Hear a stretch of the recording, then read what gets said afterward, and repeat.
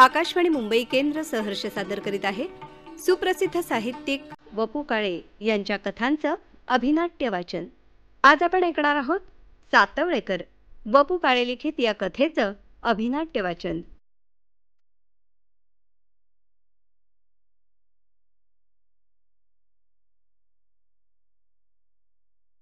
एखाद्या क्षणी हा असा सगळ्याचा उबग येतो. काही बिघडलेलं असतं म्हणून उबग येतो असं नाही. सगळं व्यवस्थित असतं आणि कुठेतरी काहीतरी तरीही बिनसलेलं असतं. ही 100 टेबलं, तितक्याच खुर्च्या, या गगनचुंबी फाईल्स, समोरचा हा टाईपरायटर असंख्य फाईल्सना जन्म देणारा, पलीकडे त्या केबिन्स, बाहेर पट्टेवाले, टाळक्यावर फिरणारे फॅन्स, खणखणणाऱ्या घंटा, फोनच्या घंटा, व्हिजिटर्स, व्यापारी, टेंडर्स, कंत्राटदार. काय चाललं हे सगळं? कशासाठी? दिवसाकाठी आपण हे एवढे कागद टाईप करतो. Being given to understand. You are later dated. In continuation of my previous. Tenders are being invited. त्याशिवाय कॉन्फिडेन्शियल रिपोर्ट जो सगळ्या जगाला समजतो पण त्याचा त्याला कळत नाही. त्यानंतर चार्ज शीट म्हणजे तरी काय? तर मोठ्यातल्या मोठ्या ऑफिसरच्या चुकीपायी लहानातल्या लहान माणसावर फोडलेलं खापर. खरंच हे सगळं का? काय आहे? कशासाठी? ही एवढी माणसं का? हे एवढं माणसाला छळणारे कागद तरी का? कागदाचा शोध ज्याने कोणी लावला असेल तो स्वतःला फार धन्य समजत असेल, पण जगात कागदासारखी भयानक गोष्ट नसेल. लाखो करोडो कारकून जन्माला येण्याचं मूळ कारण कागद. Excuse me. मी भानावर आलो. डोळे उडून पाहिलं, समोर एक अनोळखी गृहस्थ उभा. तोही कुठेतरी कारकुनी करत असणार हे मी लगेच ओळखलं. कसं कोणास ठाऊक मी अशी माणसं ओळखू शकतो. माणसाला कागदांचा आणि फायलींचा वास आला की तो कारकून आहे समजतं, आणि असा हा कागदांचा वास मला येतोच. एका दृष्टिक्षेपात मी काय काय टिपलं. त्याचा काळा रंग, डोळ्यांचा चष्मा, नाकाखालच्या माफक मिशा, पांढरे शुभ्र दात आणि गालाला पडणाऱ्या खळ्या. इतक्या देखण्या खळ्या एका पुरुषाच्या गालाला पडताना मी प्रथमच पाहत होतो. मी एफ नॉर्थमधून आलोय. मी पटकन त्याला बसण्यासाठी खुर्ची दिली. त्याने हसत आभार मानले. थँक्स. गालाला खळ्या पडल्या. माझं नाव सातवळेकर. मी माझं नाव सांगितलं. माझी तुमच्या डिपार्टमेंटला बदली झाली आहे. असं का? कधीपासून? येत्या गुरुवारपासून. म्हणजे परवापासूनच की? हो, म्हणूनच आज अर्धा दिवस रजा घेऊन आलोय. इथे हेड क्लार्क कोण आहेत? आपण जाऊया त्यांच्याकडे. आधी चहा घेऊया. नाही, चहा नको. का? मी ऑफिसचा चहा घेत नाही. मग बाहेरून मागवतो एखादा ड्रिंक. नको नको नको.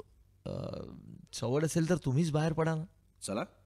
एक मिनिट, हेड क्लार्कला भेटून घेतो म्हणजे पुन्हा यायला नको. हां. सातवळेकरला घेऊन मी हेड क्लार्क तांब्यांकडे गेलो. आपल्याला बसायला जागा कोणती देणार हे सातवळेकरनी विचारून घेतलं. रजेवर गेलेल्या चिपळूणकरांचं टेबल तांब्यांनी दाखवलं. मामूली प्रश्नोत्तरांनंतर आम्ही तांब्यांचा निरोप घेतला. सातवळेकरला घेऊन मी चिपळूणकरांच्या टेबलापाशी आलो. सातवळेकरनं टेबलाची बारकाईने पाहणी केली. टेबलाला 3 ड्रॉवर्स होते. वरच्या ड्रॉवरमध्ये थोडी स्टेशनरी होती. मधल्या ड्रॉवरला कडी नव्हती आणि वरच्या ड्रॉवरला कुलूप नव्हतं. सर्वात तळातला ड्रॉवर उघडला तर तो रिकामा होता. त्यात फुटपाथवर मिळणाऱ्या 2 रुपये किमतीच्या प्लॅस्टिकच्या चपला होत्या आणि ड्रॉवरमध्ये चॉकलेटी डाग पडलेले कागदाचे बोळे होते. चिपळूणकर तसा गलिच्छ माणूस. पान तंबाखूचं जबर व्यसन. 8-8 पानं आणायचा कागदात बांधून आणि त्याच्या कागदाचे बोळे तळ्यातल्या ड्रॉवरमध्ये फेकायचा. त्यात त्याचं टेबल नेमकं बंद केलेल्या खिडकीसमोर होतं. त्यामुळे पान थुंकायची वेळ आली की त्याला चालत चालत दुसऱ्या खिडकीपाशी जावं लागायचं. हां. ही खिडकी कायम बंद असते का? हो. का? फाईल्स आहेत म्हणून. हां, पण मग ह्या व्यवस्थित लावल्या तर खिडकी उघडता येईल. कोण लावणार? सातवळेकर काही बोलला नाही. हॉटेलात चहा घेऊन आम्ही एकमेकांचा निरोप घेतला. माणूस ही चीज मुळातच मला फार इंटरेस्टिंग वाटते. फार कुतूहलजनक, फार विविध आणि आदरणीय. त्यात नवा माणूस, नवी ओळख म्हणजे तर पर्वणीच. सातवळेकर चहा घेऊन माझा निरोप घेऊन आणि कंटाळा घेऊन गेला. त्याचे पांढरे शुभ्र दात आणि खळ्या मागे रेंगाळत राहिल्या. गुरुवारी मी कामावर आलो तर ऑफिस निरळच दिसायला लागलं. एकदा विचारांच्या तंद्रीत 5व्या मजल्याऐवजी मी 4थ्या मजल्यावरच उतरलो होतो. तेव्हा सगळं असंच निराळं निराळं वाटत राहिलं. म्हणजे निराळ होतंच ते. तीच चूक पुन्हा झाली असणार असं वाटून मी जाणार तोच नेहमीचा शिपाई दिसला. त्यावरून आपण मजला चुकलो नाही याची खात्री पटली. काय साहेब, आता झाक वाटतंय की नाही? निराळ वाटतंय. कशामुळे? नव्या साहेबांनी खिडकी उघडली. एका लहानशा गोष्टीनं स्वरूपच पालटलं होतं ऑफिसचं. मी तिथंच थबकलो. सातवळेकरच्या टेबलावर एक प्लास्टिकचा आकर्षक टेबलक्लॉथ पसरलेला होता. टेबलाच्या डाव्या कोपऱ्यात एक आकर्षक फ्लॉवरपॉट होता. त्यात प्लास्टिकची फुलं ठेवली होती. कुतूहलानं मी आणखीन निरखून पाहिलं. टेबलाच्या ड्रॉवरला नवीन कडी आणि नवं कुलूप बसवलेलं. एका कुंकवाच्या टिकल्यानं बाईचा संपूर्ण चेहरा उजळून निघावा त्याप्रमाणे सातवळेकरच्या या टेबलानं ऑफिसचं रूपच पालटलं, उजळून निघालं. माझं निरीक्षण चालू असताना सातवळेकर हात पुसत पुसत आला. कोपरापर्यंत हात आणि संपूर्ण चेहरा तो साबणाने धुवून आला होता.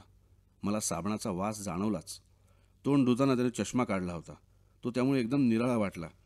त्याचे डोळे मला मोठे झाल्यासारखे वाटले. Good morning. Good morning. किती वाजता आलात? बरोबर 2 तासांपूर्वी. तुम्ही जागेचं स्वरूप बदलून टाकलं. हां, मला कोंदट जागा आवडत नाही. खिडकी ही उघडी टाकण्यासाठीच असते. तुम्ही इतके दिवस कसं काय सहन केलं कोण जाणे. आम्हाला इथं व्हॉइस नाही. तो आपण होऊन मिळवायचा असतो. कसा? व्हॉइस चढवला की व्हॉइस मिळतो. मी गप्प बसलो. तांबे ऑफिसात आले आणि सातवळेकरच्या टेबलापाशी थपकून स्वतःच्या जागेवर गेले. टेबल क्लॉथ आणि फुलं त्यांना काट्यासारखी खुपतायत हे समजून आलं.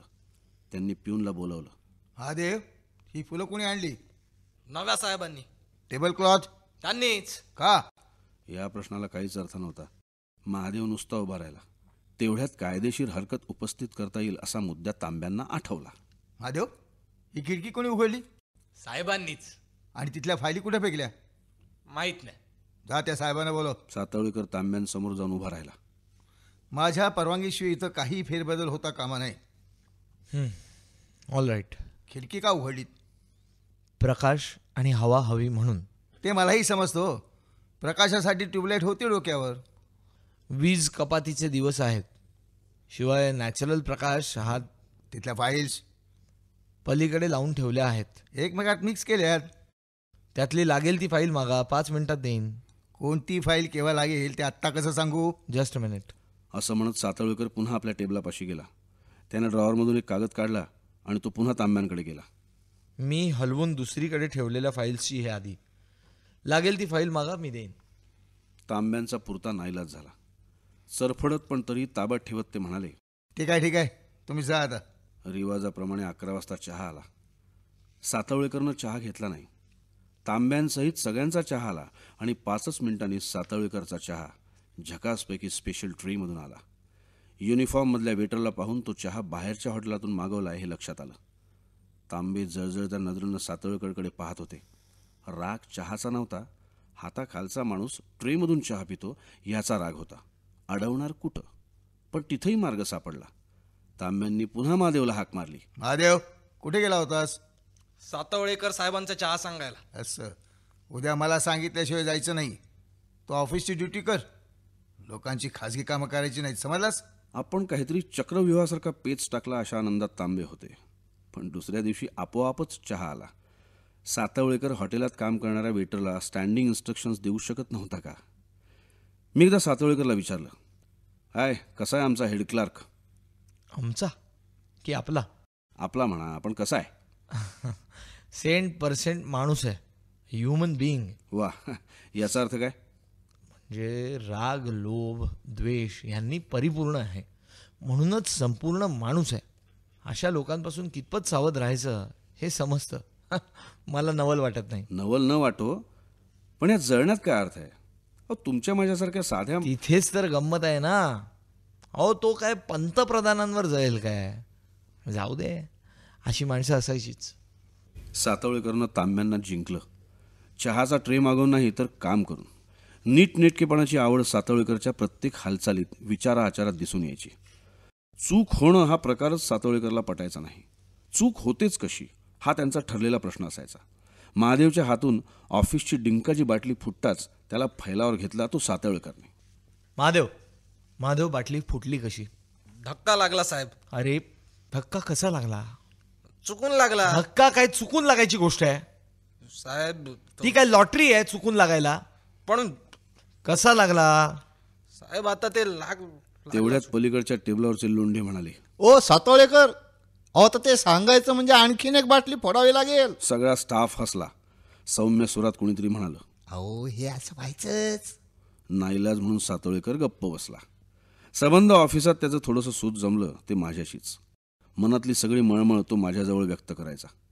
परफेक्शनसाठी तो जीव टाकायचा आणि इतरांकडून त्याची ती भूक नेहमीच अपुरी राहायची. मनातली सगळी खळखळ तो डायरीत व्यक्त करायचा. आई वडील, भाऊ बहीण, मित्र, आला गेला सर्वांबद्दल पानाच्या पानं मजकूर डायरीत लिहिला जायचा. गुन्हे माफक असायचे. सातवळेकरनं डायरी वाचायला दिली, पण संकोचानं मीच सविस्तर वाचू शकलो नाही.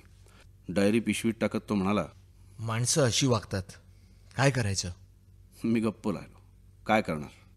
आणि अचानक एके दिवशी सातवळेकरनं धक्का दिला. मी उद्यापासून महिन्याच्या रजेवर जातोय. का? माझं लग्न आहे. एवढं अचानक? आणि ही बातमी अशी सांगताय? अगदी अचानक ठरलं म्हणून. मुलगी मुंबईचीच का? नाही, खानदेशातली आहे. सध्या इथे आली आहे. अगदी कडक इंटरव्ह्यू घेतलात की नाही? कारण तुमच्या परीक्षेला उतरणं म्हणजे. मी तिला नुसती पाहिली. लग्न आमच्या खानदेशातल्या काकांनी जुळवलंय आणि मला हो म्हणावं लागलंय. पत्रिका वगैरे छापल्या? नाही, तेवढा वेळच नाही राहिला. आमचा संवाद इथं तुटला. मला जितकी उत्सुकता होती तितकाच तो अलिप्त वाटला. लग्न या विषयावर बोलायला नाराज वाटला.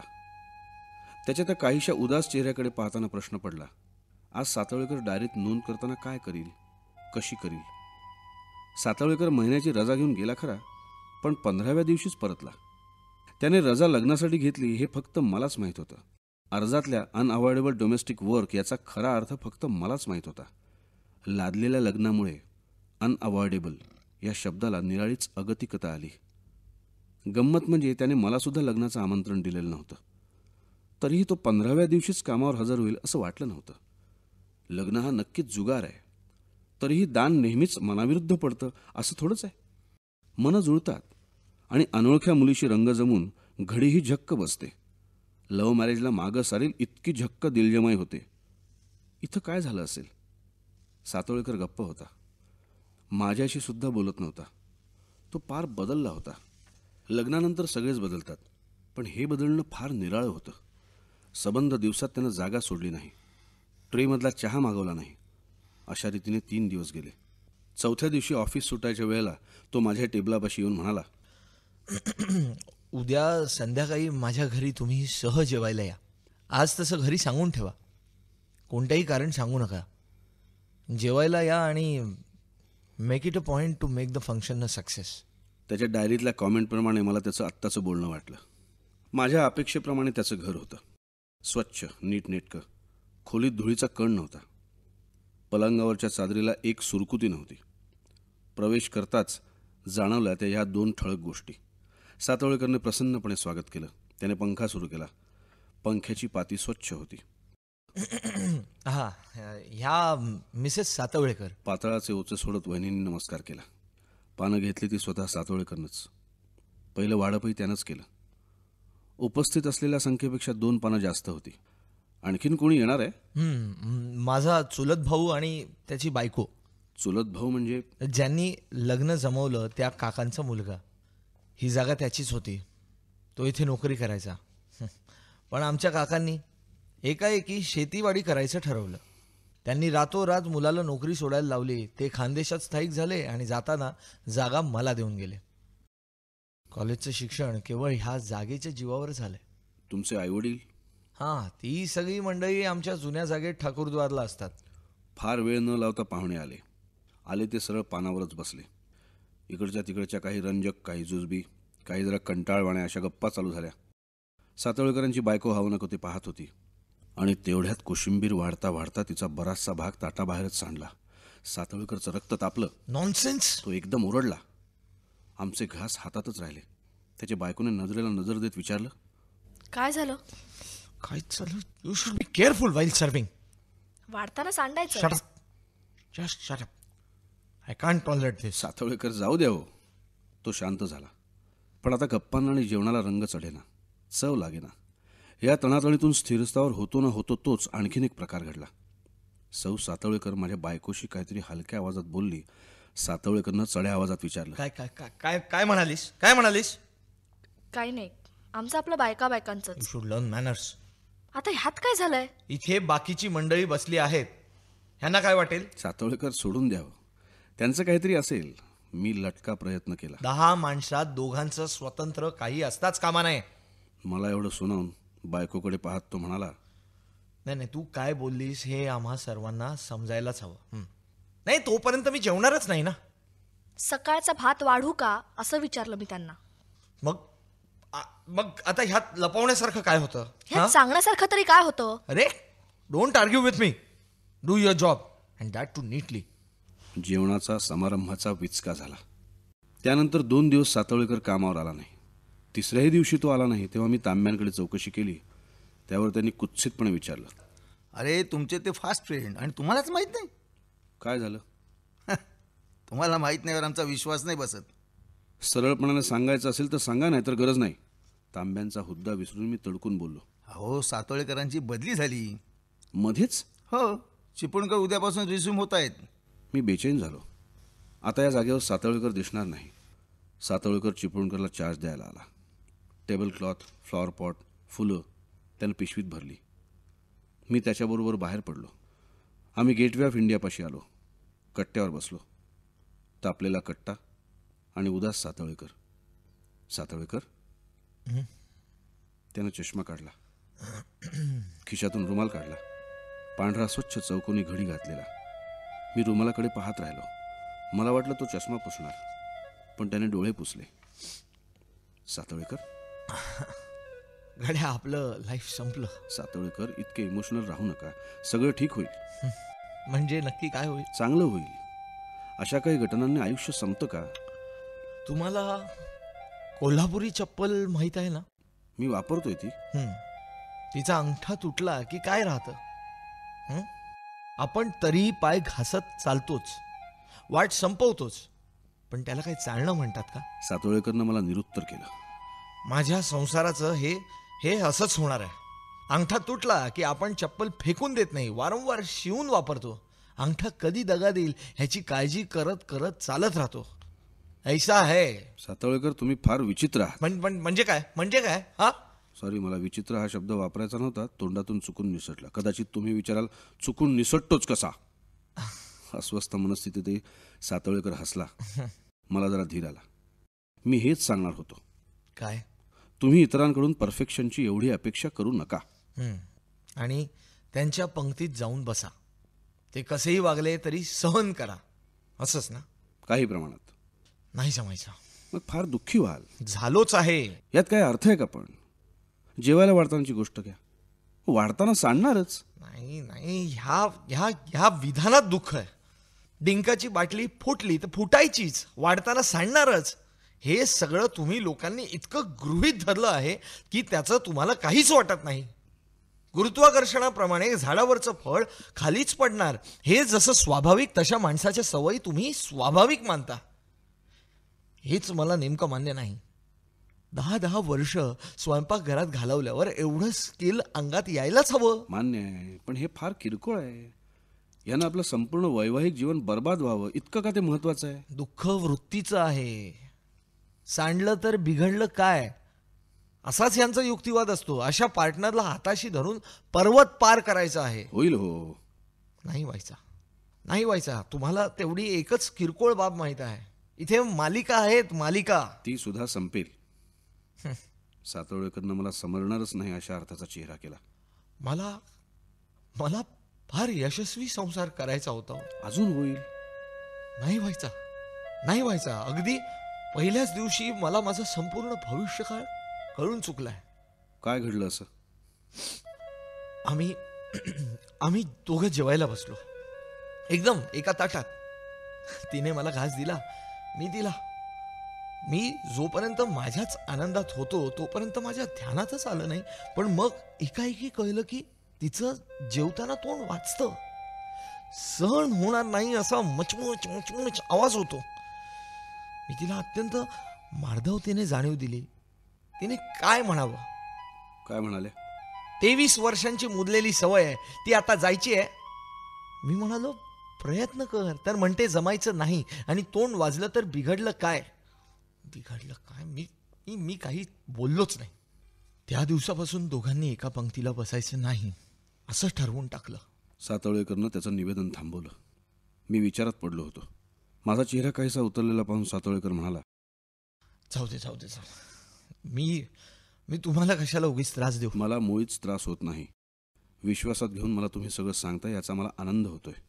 वाईट इतकंच वाटतंय की फार छोट्या चुकीनं किंवा मुरलेल्या सवयीनं सगळं आयुष्य संपल्याच्या तुम्ही गोष्टी करताय. तुम्हाला मी फक्त एकच गोष्ट सांगितली.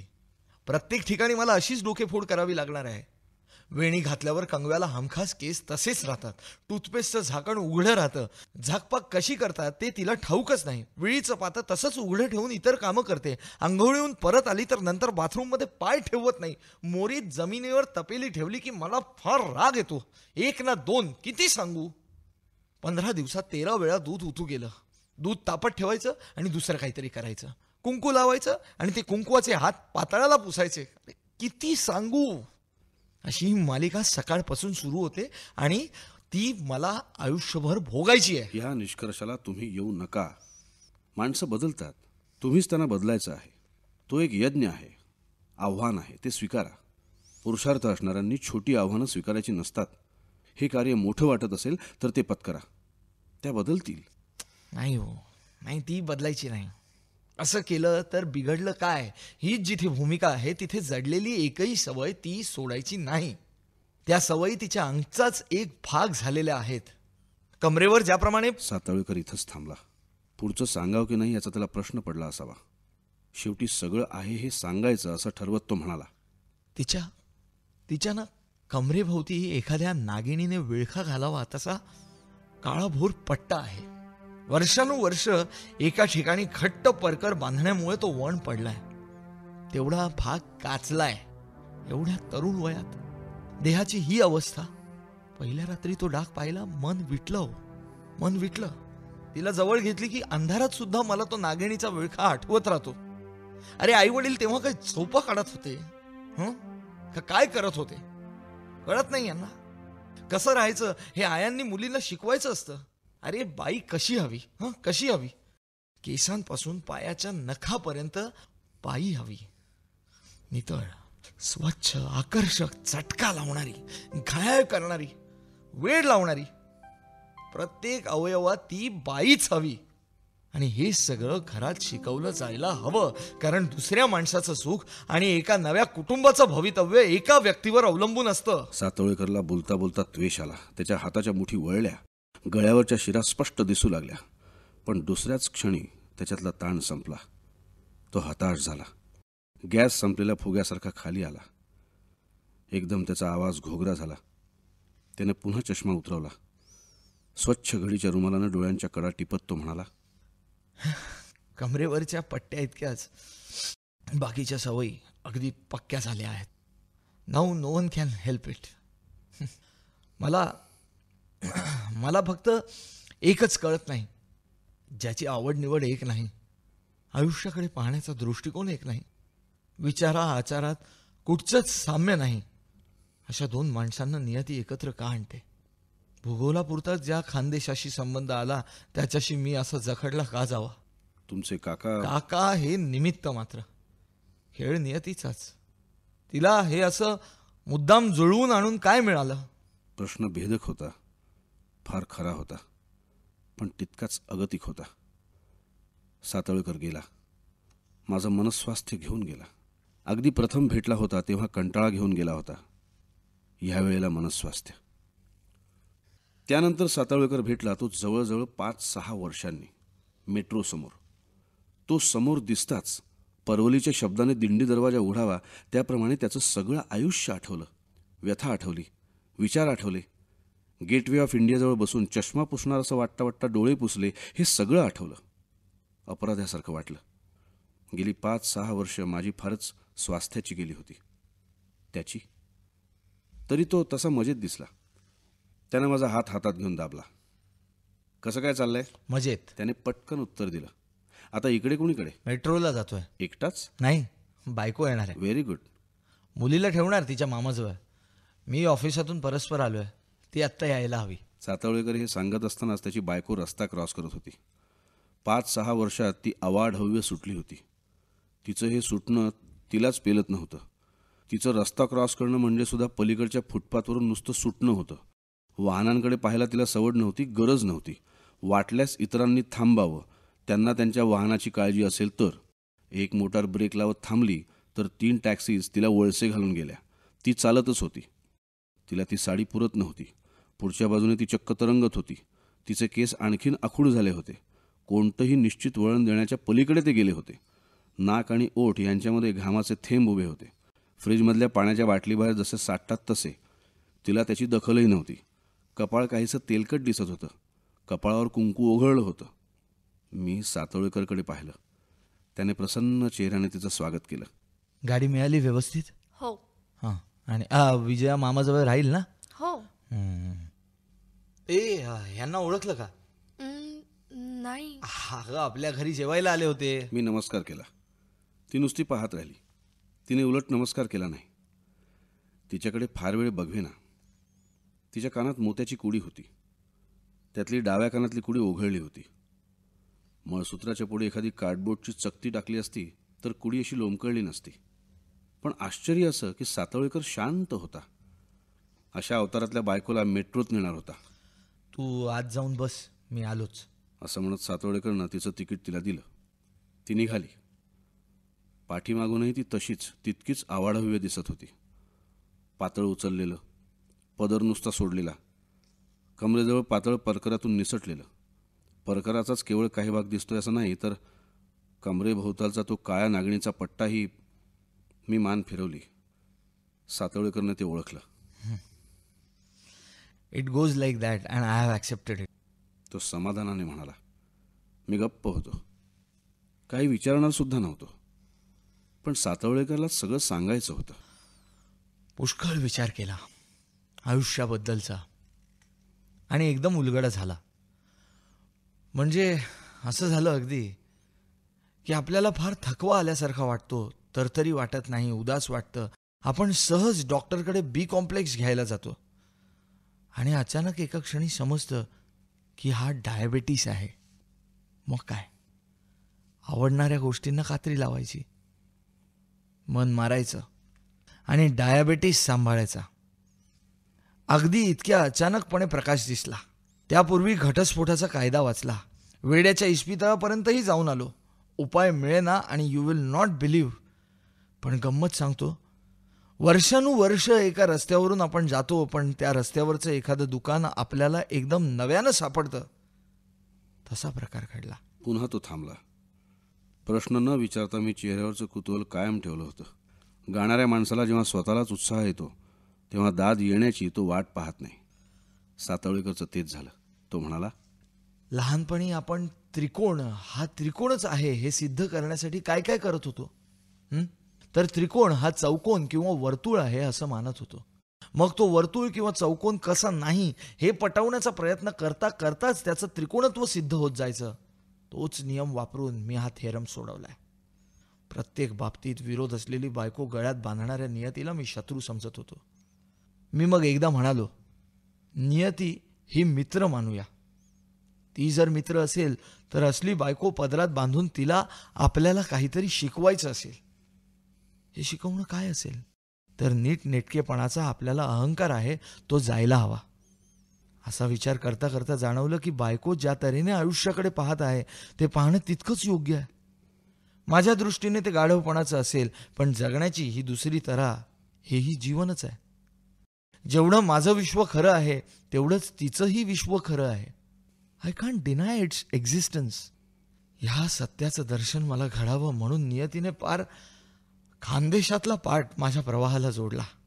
एरवी माणूस समानशिलाशीच सख्य जोडतो, न जमणाऱ्या माणसांना तो दूर सारू शकतो. म्हणजेच पर्यायाने अस्तित्वात असलेल्या दुसऱ्या विश्वाला तो पारखा होतो. बायको ही एकच व्यक्ती अशी आहे की जिला आपण डावलू शकत नाही.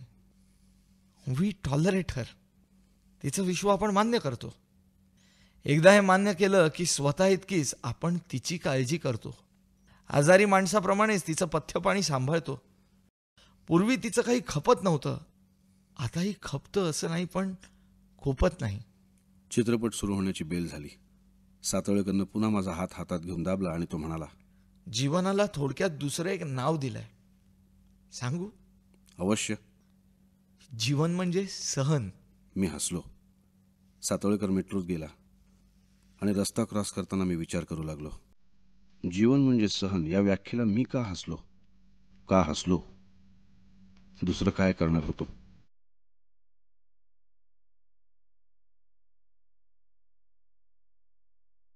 सुप्रसिद्ध साहित्यिक वपू काळे लिखित सातवळेकर या कथेचं अभिनाट्य वाचन आत्ताच आपण ऐकलं.